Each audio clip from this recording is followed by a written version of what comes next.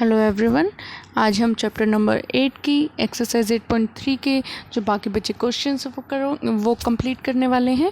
तो question number 7 जो है वहाँ पर आपको दिया गया है कि एक चॉक है जो कंटेन करता है कैल्शियम, कार्बन एंड ऑक्सीजन और तीनों की रेशो आपको रिस्पेक्टिवली दी गई है। वो है 10, 3 एंड 12। अब आपको निकालना है percentage of carbon in chalk के अंदर परसेंटेज ऑफ कार्बन आप फाइंड आउट करें। देखिए, ratio of calcium, carbon and oxygen is 10, 3 and 12 और यहाँ से आप टोटल पार्ट कैलकुलेट कर सकते हैं। 10 + 3 + 12 इज इक्वल टू 25 होगा। अब यहाँ देखें, परसेंटेज ऑफ कार्बन हमें निकालनी है। परसेंटेज ऑफ कार्बन आप कैसे फाइंड आउट करेंगे?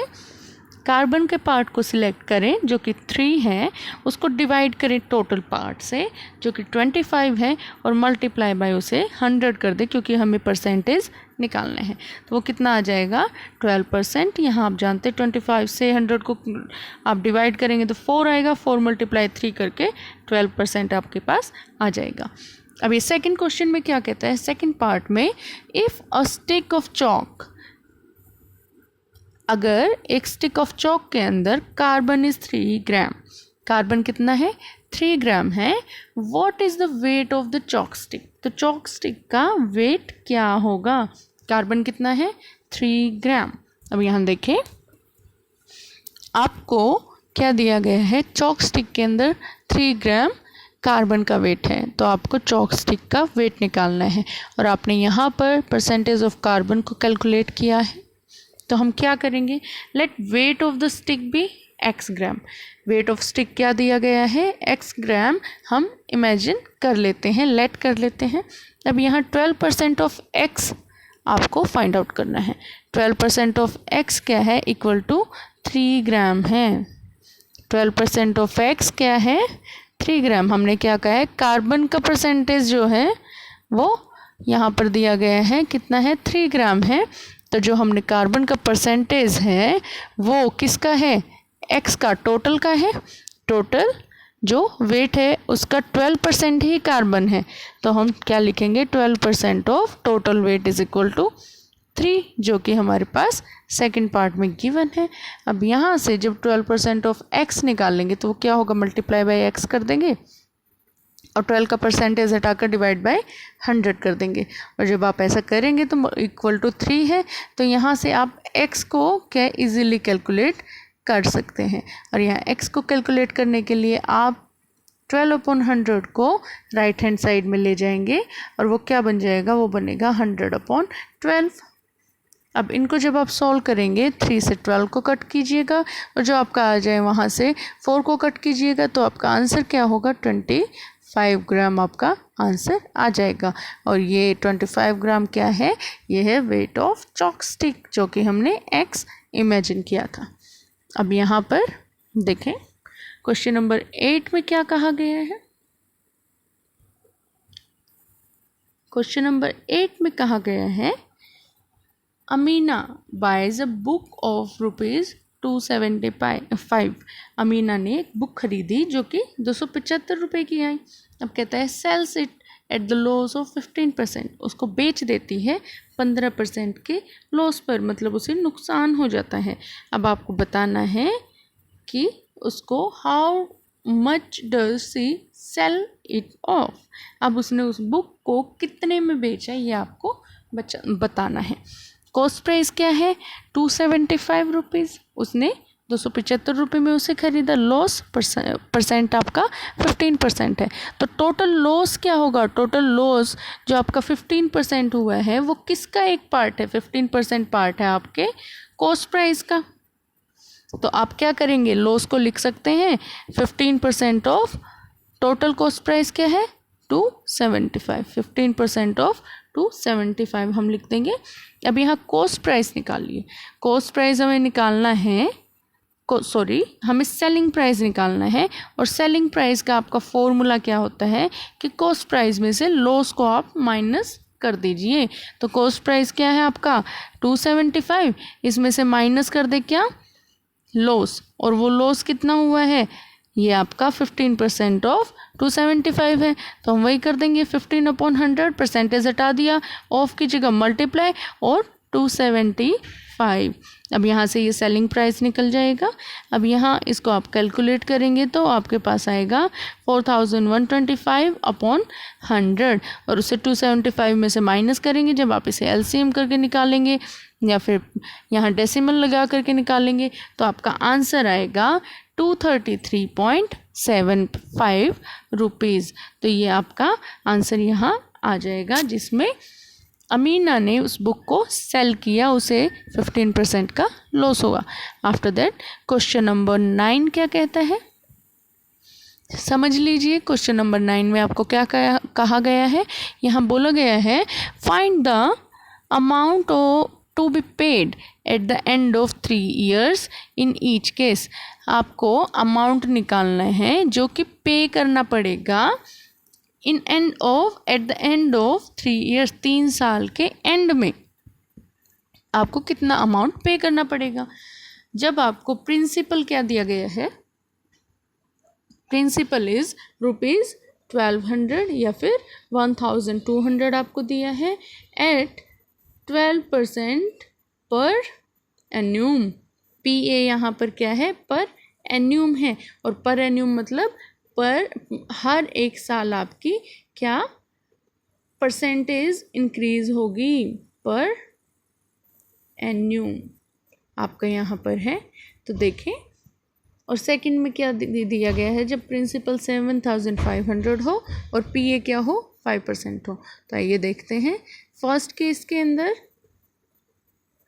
A पार्ट के अंदर हमें क्या दिया है, प्रिंसिपल इज जो आपका है 1200 है, 1200, और यहाँ पर रेट क्या दिया गया है 12% पर एन्यूम दिया गया है।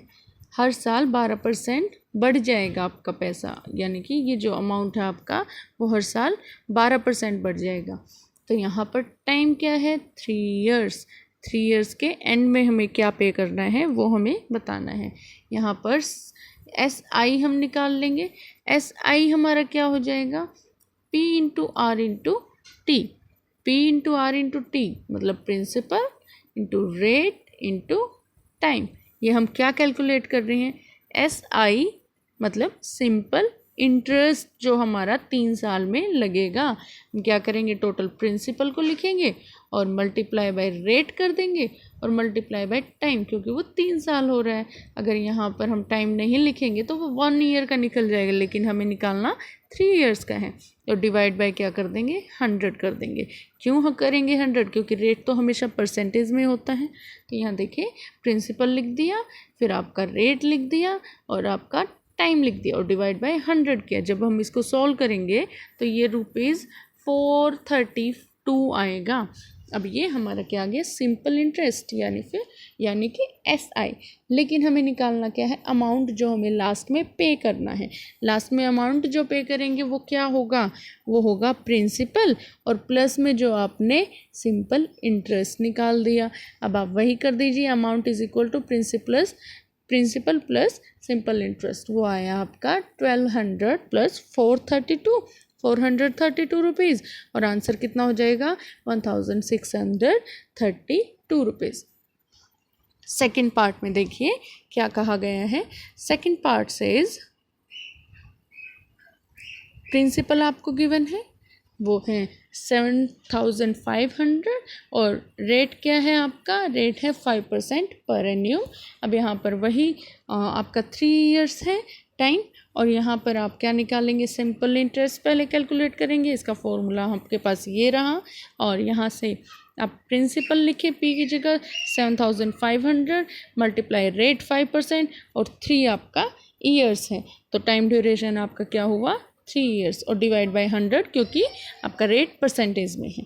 अब यहाँ पर आप इसे कैलकुलेट करेंगे 1125 आपका आएगा, और अमाउंट निकालने के लिए आप क्या करेंगे, प्रिंसिपल में आप प्लस कर देंगे क्या, आपका जो आपने इंटरेस्ट जो कैलकुलेट किया है उसको आप ऐड करेंगे तो आपका क्या आ जाएगा 8625 रुपीज़। ये टोटल आपका क्या आ गया, जो अमाउंट आपको 3 साल बाद पे करना है। ये आपका अमाउंट कैलकुलेट हो गया और फर्स्ट पार्ट में जो टोटल अमाउंट आपको पे करना था वो था 1632 रुपीज़। अब देखिए क्वेश्चन नंबर 10 हम करेंगे and question number 10 says what rate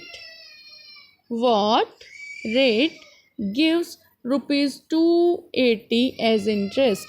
वो क्या रेट होगा, वो क्या दर होगी जो कि आपको 280 रुपये भरने के लिए इंटरेस्ट देगा ऑन ए सम ऑफ, कितने सम पर, 56,000 पर, कितने ईयर के लिए, 2 ईयर के लिए। मतलब रेट आपका जो आपने निकाला या फिर सिंपल इंटरेस्ट जो है वो आपका कितना दे दिया गया है, 280 रुपये दे दिया गया है, 280 रुपीज़ दे दिया गया है। और ये सिंपल इंटरेस्ट कितने टाइम के लिए है, 2 ईयर्स के लिए है।